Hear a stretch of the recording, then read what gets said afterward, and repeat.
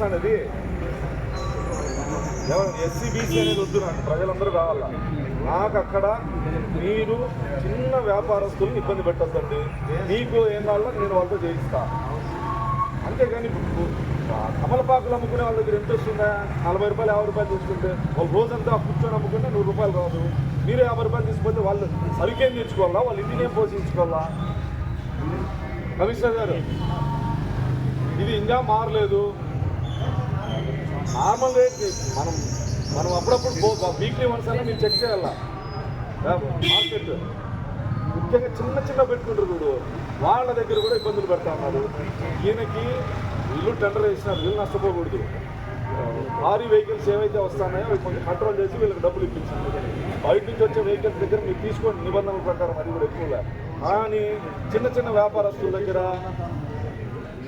నేను పెద్ద ఆయన నీకు సపోర్ట్ చేశాను కదా, బయట నుంచి వచ్చే లారీల దగ్గర నువ్వు నీ నిబంధనలు ఎంత ఉన్నాయో తీసుకో, 250 300. కానీ కూరగాయలు వేసుకొచ్చే బండ్ల దగ్గర డిమాండ్ చేసి ఆ రైతులను ఇబ్బంది పెట్టినా లేదా చిన్న వీళ్ళని ఇబ్బంది పెట్టినా నేనైతే ఉపేక్షించాలని చెప్తాను. ఇది చాలాసార్లు చెప్పినా ప్రతిసారి ఇది చెప్పాలంటే కరెక్ట్ కాదు. కమిషనర్ గారు, నాకు మీరు క్లియర్ చేసి పెట్టండి.